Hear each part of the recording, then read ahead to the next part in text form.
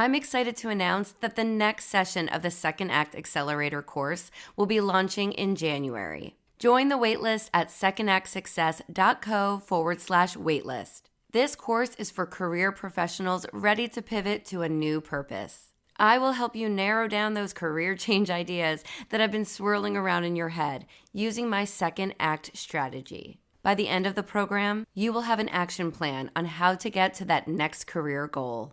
Join like-minded individuals in our private community group. Plus, you will have access to weekly group coaching, live workshops, expert guests, and one-on-one coaching with me. I have been busy working with my first cohort of students, and let me just tell you, they have been planning and progressing so well. Now it is your turn. Join the waitlist at secondactsuccess.co/waitlist. And I hope to see you in the next session of the Second Act Accelerator this January. Now it's back to the episode. I think a lot of us deal with this, the imposter syndrome, or the fear that you're going to do it wrong, or you don't have all the skills necessary to do it. And I just got to the point where I knew I wanted so badly to try this that I'd rather try it and have it be a disaster and a complete failure and know that I had given it a go than to settle for what was a very respectable and very good job that I was grateful to have. Are you at a crossroads in your career? Ready for a change, but you're not sure how to get there? Don't worry. We are about to produce your best life together. Welcome to the Second Act Success podcast. I am your host, Shannon Russell. I am a former television producer turned boy mom. I left my dream job to find family balance, and in doing so, I produced my dream life. Now I am a business owner, podcaster, and career coach. My mission is to help other women like you find what they are truly meant to be doing. If you are ready to start over in your career or pivot to a new purpose, then get ready to be inspired by stories of women who have done just that. We will share advice and actionable tips to motivate you as you move along on your path. It is time to shine, so let's start producing your balanced life of abundance today. This is Second Act Success. Hi, my friend, Shannon Russell here with the new episode of the Second Act Success podcast. Today we are talking all things communications with TV broadcaster Kristy Siefkin. Kristy turned her longtime career as a national news correspondent into her own business as a professional communications coach.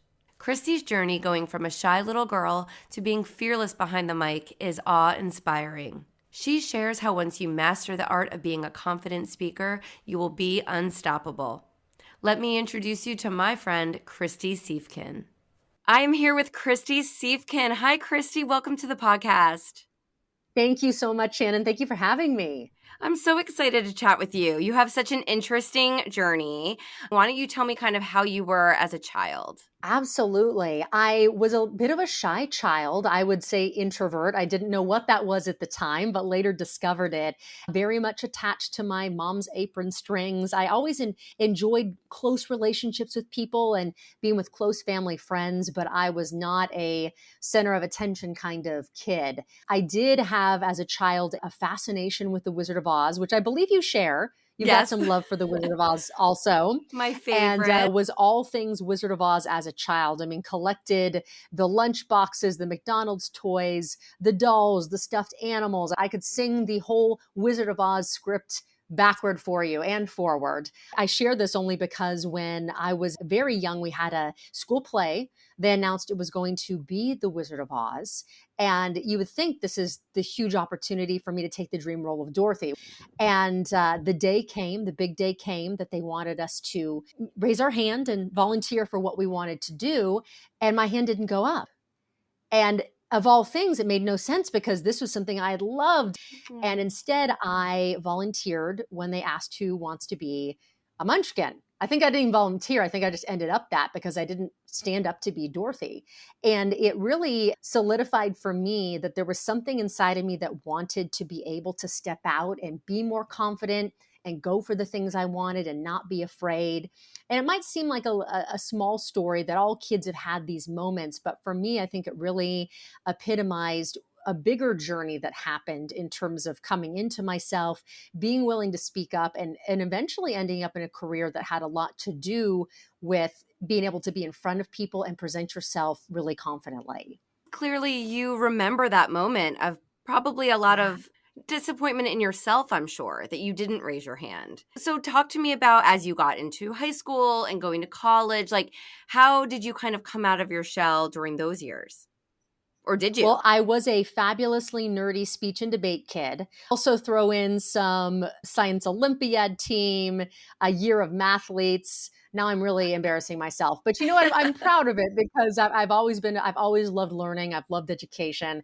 So I really enjoyed school and the academic rigor of it, but doing speech and debate was a big piece of helping me get out of my shell. And even before that, it was being involved in the 4-H youth program. It's an international organization focused on youth development. And I was forced myself to stretch myself to present in front of people and talk about whatever the activity was that you were doing, do presentations around it. So that really helped to bolster my confidence as well.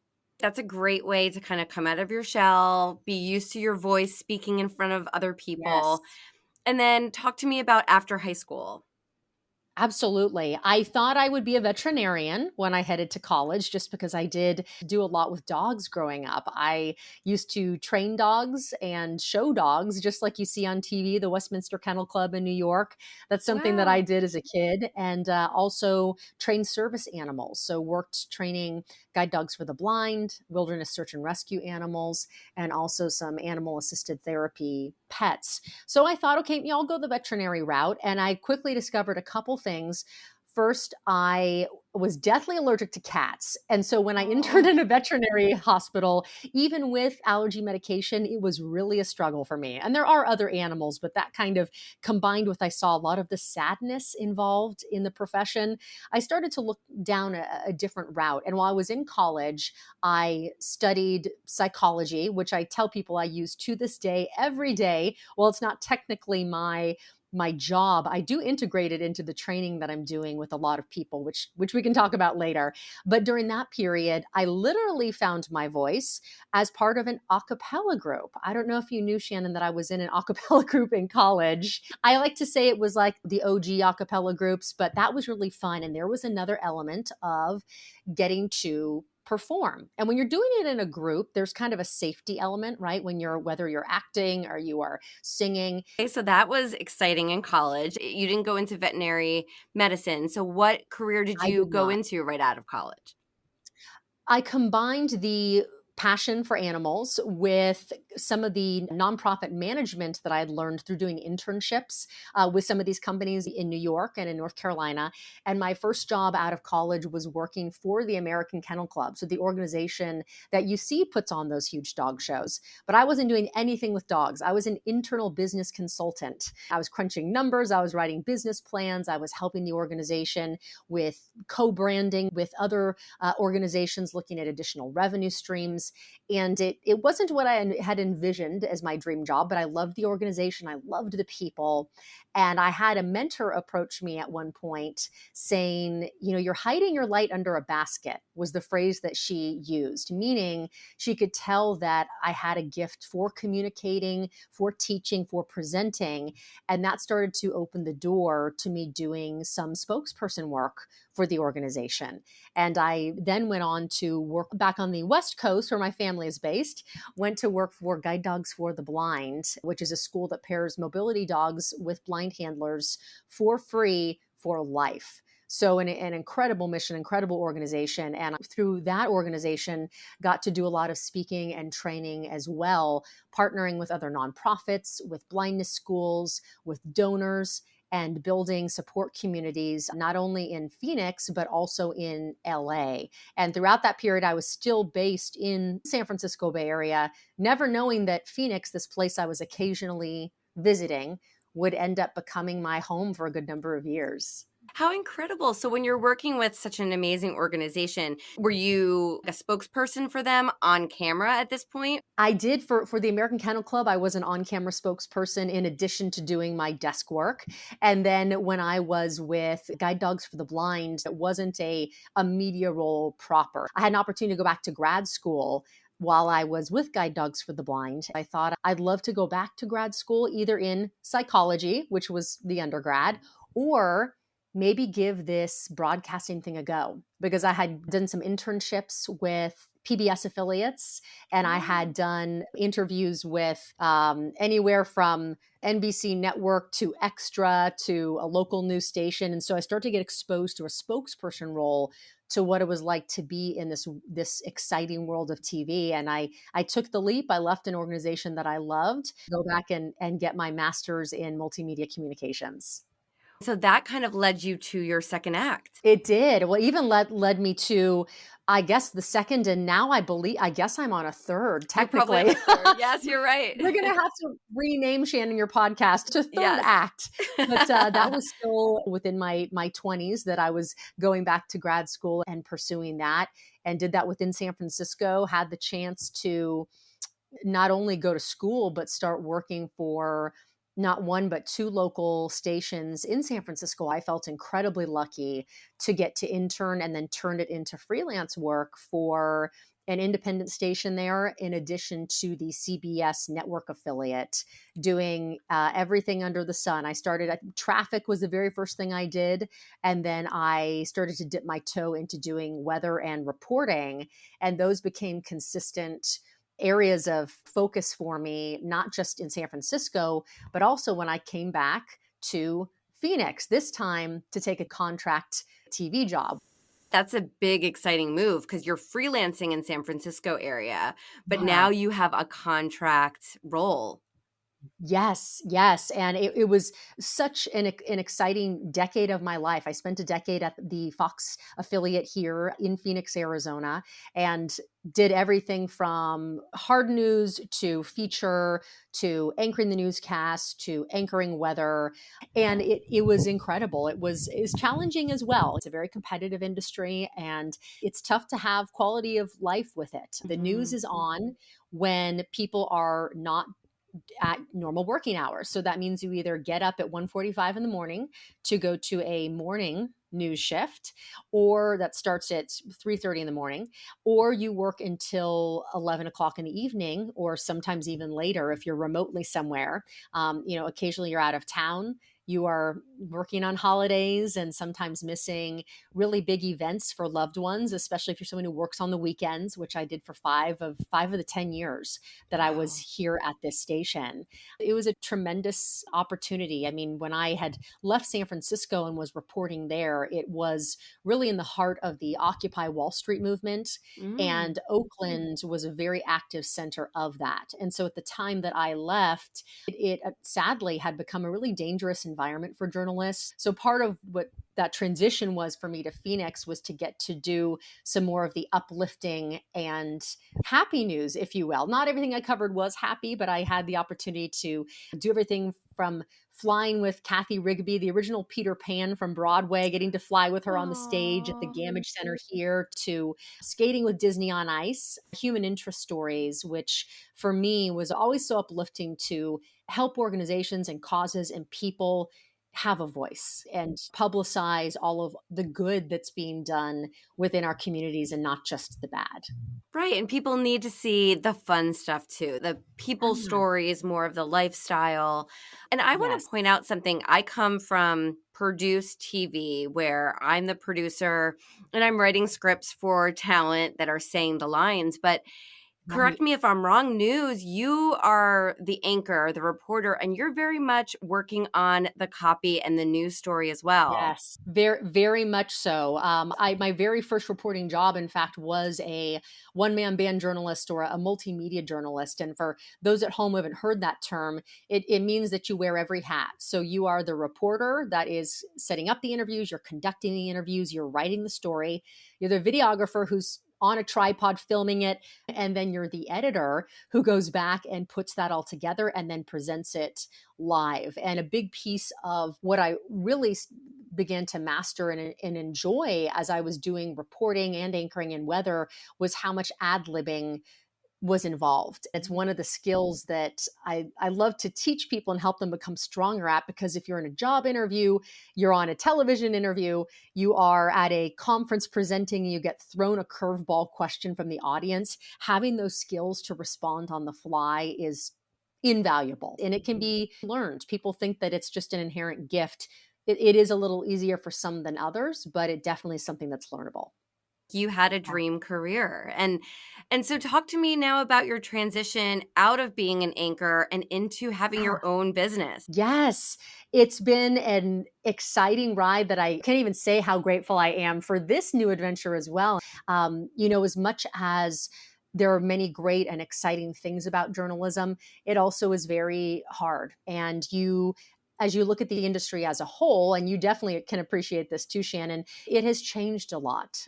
And a theme that I started to see across stations was that people were being asked to do twice as much work without any help or any support. And at the end of the day, I really believe that your product starts to suffer when that happens. And I think for me, that combined with wanting to use a lot more skills than what I was getting to use, I was just ready to stretch and use some muscles that I felt were going to get atrophied. Yes. And going to my point earlier about loving to learn and loving to grow, I knew that the impact I wanted to have, I could have it in a different way, but still using some of the skills I was day to day in my work, plus adding additional skills.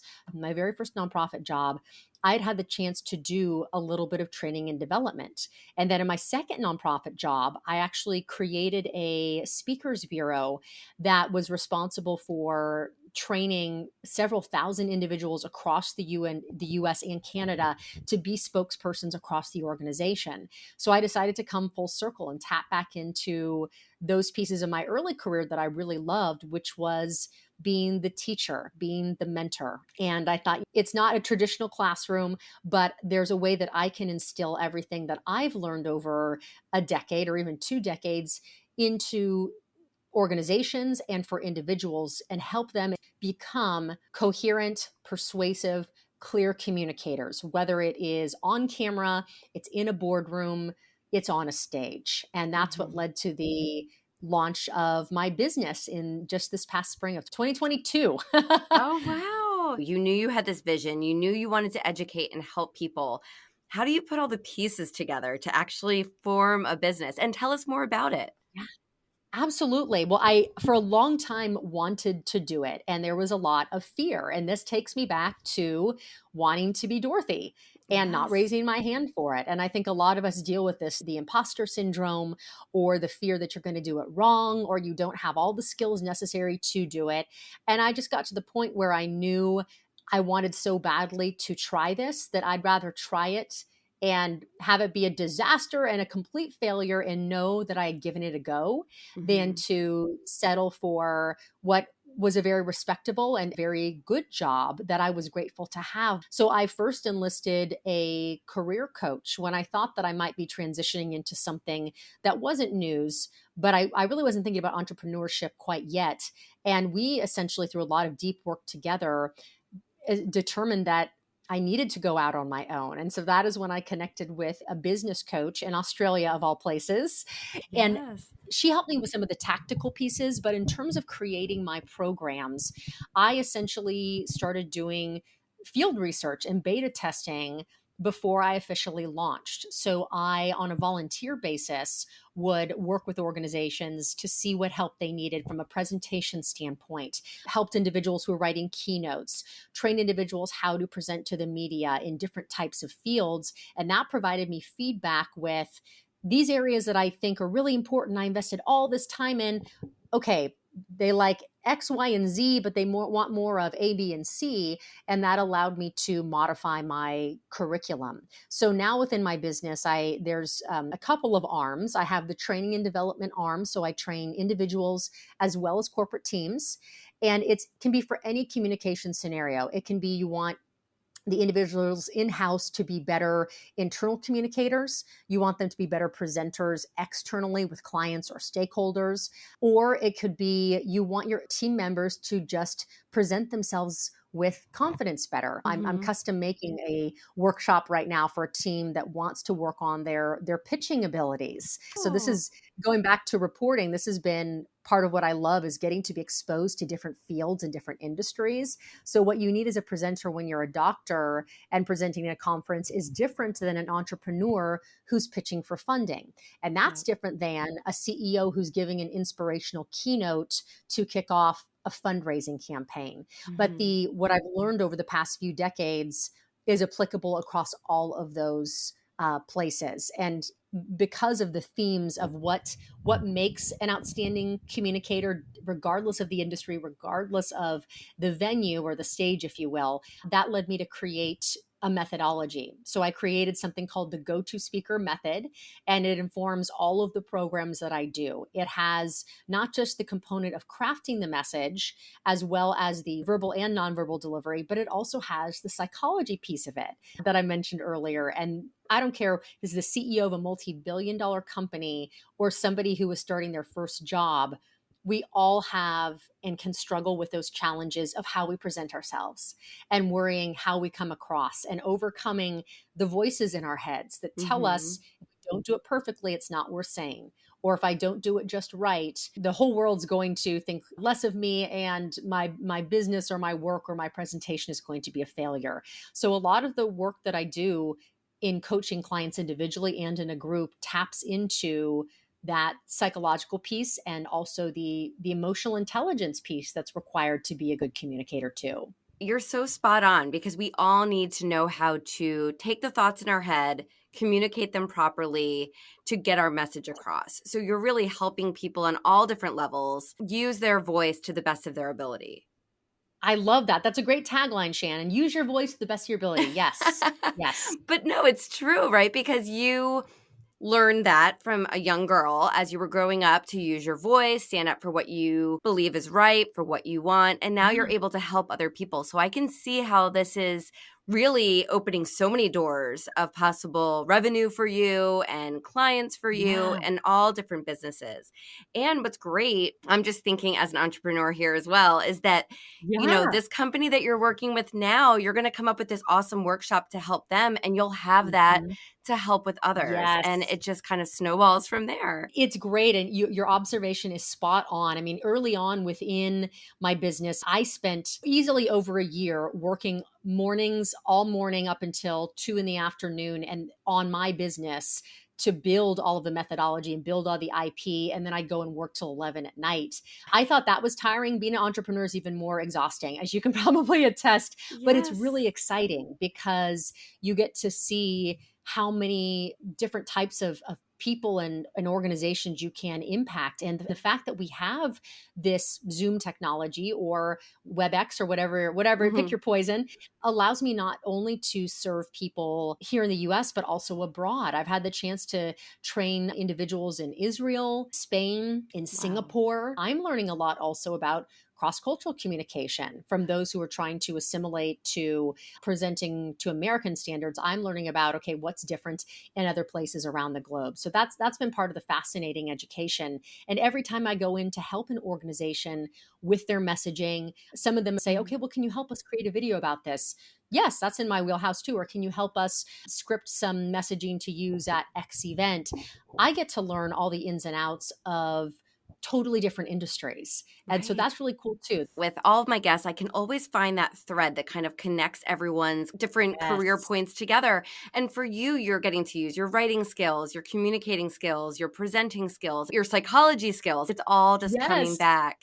And I love that. And even with my podcast here, I get to use all my producing skills from my first act, which is incredible. I get to produce and edit and write, and it's incredible. I always like to remind people that just because you change careers or change jobs or pivot, whatever it might be, you are still that person. You can go back to that previous career anytime.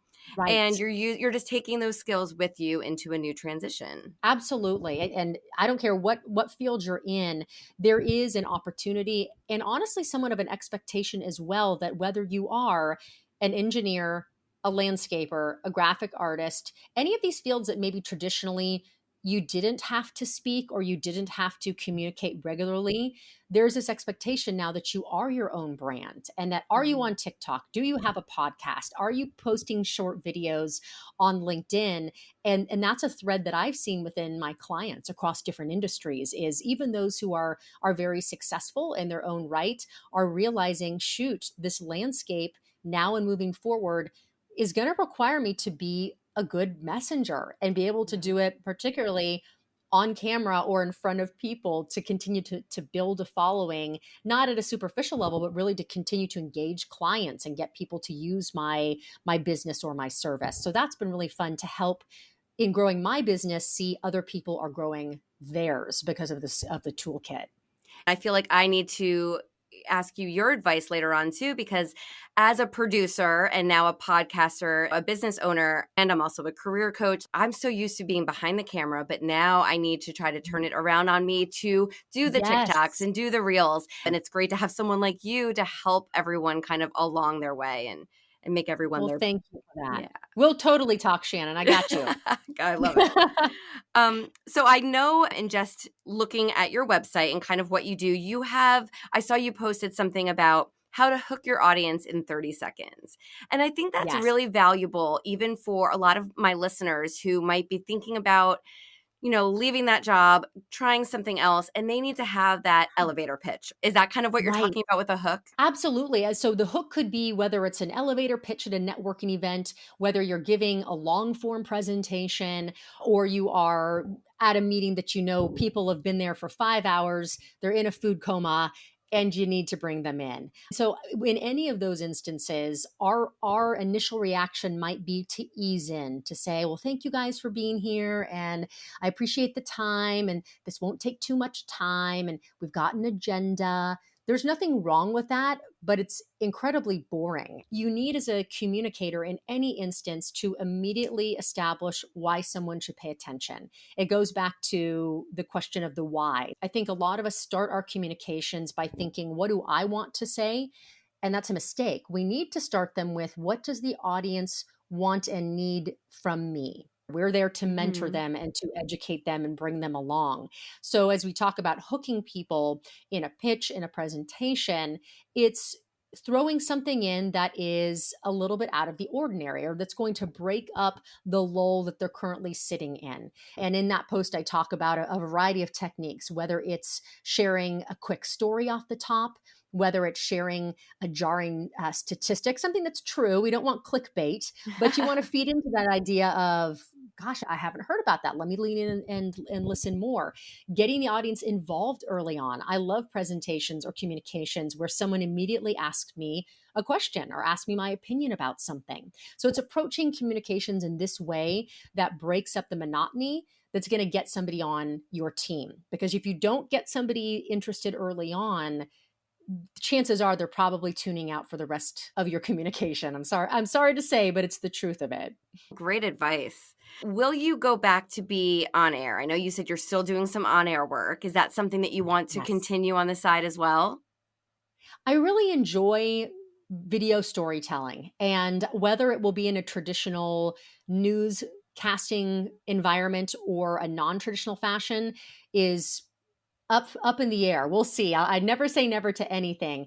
What I have the chance to do now and what I'm really loving is helping people craft their stories and serving as a moderator or as an interviewer, if you will, to get out those really good answers to help them create good video material. And I've also started to dabble some within the social media space. If I have an organization or a cause that is looking to do a campaign of something that I believe about. For example, I had a local organization approached me about doing a water conservation campaign and talking about Arizona's drought situation and about the way that we can conserve.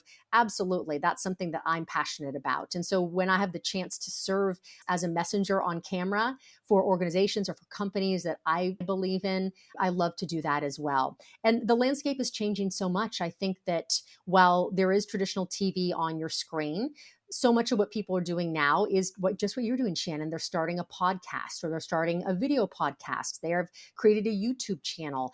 And I would not be surprised that within the growth of my business, I'm not sure where I'm going to find the hours, but that would be another piece of it. I'd love to have multiple destinations that people can go to feel more confident wherever they're communicating. How can my listeners, if they did want to work with you, what is the best way to reach you and connect with you?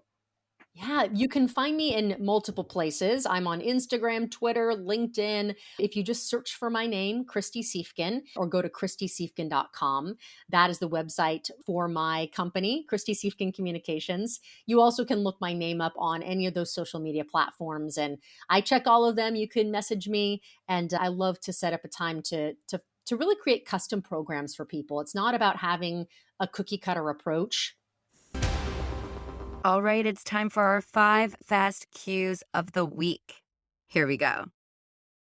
Name one thing that these different chapters in your life have taught you. There is no final destination. When I was younger, I thought I would hit X age in my life. I'd be settled in my career where I lived. Everything would be just orderly, one piece after the next.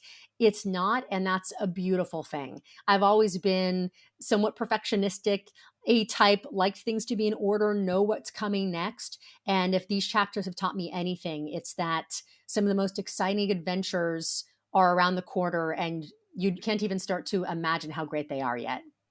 Would you recommend taking a leap into a big life change to your best friend? Absolutely. And funny enough, my best friend from college is a one who really encouraged me to do it because she became an entrepreneur after working in New York, working internationally for big firms. But I would absolutely encourage people to do it. There's such incredible pride and fulfillment in creating something that's your own. It's truly yours, yep. So what is one piece of advice that you would give to someone who is trying to start their second act? Look at the skills that you have already. And Shannon, you mentioned this already. Tap into the skills you have. What are your strengths? What do you love to do? Be creative. Talk to as many people as you can. I did informational interviews with 85 different people when I thought I was going to be taking a job in-house in a company. That's eventually what led me to entrepreneurship. But it helped clarify for me the elements of other people's jobs that looked appealing to me so I could incorporate that into my own job and reach out for help. People are generally very helpful, especially other entrepreneurs. They know what the struggle is like. They want to support you. And there's going to be a lot of self-education, but so much of what you need is completely available for free online through videos, through e-libraries or your public library, or through attending events in your community. So keep learning and don't stop learning. That's going to be key to your growth. Right. Even if you do make the change, you're going to keep learning, you're going to keep educating Yes, yourself and just work towards being a lifelong learner. So absolutely. what does the next act look like for you? I think I'm on act 3, so I'm not sure about act 4 yet. I'd say this next act within my new business is really enjoying the creative process and also finding balance in my life outside of work. A big piece of why I decided to make this leap was to call the shots in my own day. I'm really looking forward to leaning into more hobbies. I've recently joined a board for a big organization here. It hasn't been announced yet, but I'm going to be doing that and getting to volunteer with a lot more of the charities that I'm really passionate about. I'm very excited for that. How wonderful to be able to really choose how you're spending your time and not spending it Absolutely. to fulfill someone else's agenda like a news network or, Right. or a corporation. Like Right. you're really your own boss.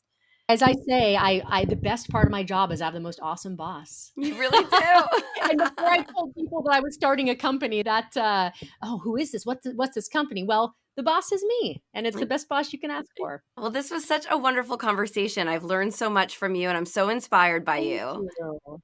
Likewise, I thank you so much for having me. I'm inspired by what you've done, and I think that the more the entrepreneurs can hold each other up and share advice, then we can help. Maybe where I stumbled, I can help you to skip that phase, and vice versa. And Yes. it's really the whole landscape of the world has changed in the past couple of years. So for those considering a change, I think now is a prime time to do it because culturally we're understanding that this is a journey a lot of people are on. and people are willing to support you. I'm going to be following along to see what your adventure holds. And I'm so honored to have met you. And thank you again. Thank you so much. How incredible is Kristy and the empire she is building? She has a lot to say about women using their voice to speak confidently, and that is more important now than ever. If you have a shy side, then be sure to follow Kristy online and check out her website for some insightful resources to help you gain more confidence using your voice. Go to KristySiefkin.com. That's KristySiefkin.com. Thank you so much for spending part of your day with me. If you gain value from this episode, I hope you will do me a favor and share this podcast with a friend. And as always, feel free to send me a DM on Instagram or a message on LinkedIn to let me know what you would like to hear on a future episode. Until next time, I am Shannon Russell, and this is the Second Act Success Podcast. Have a good one. Thank you for joining us. I hope you found some gems of inspiration and some takeaways to help you on your path to Second Act Success. To view show notes from this episode, visit secondactsuccess.co. Before you go, don't forget to subscribe to the podcast so you don't miss a single episode. Reviews only take a few moments, and they really do mean so much. Thank you again for listening. I am Shannon Russell, and this is Second Act Success.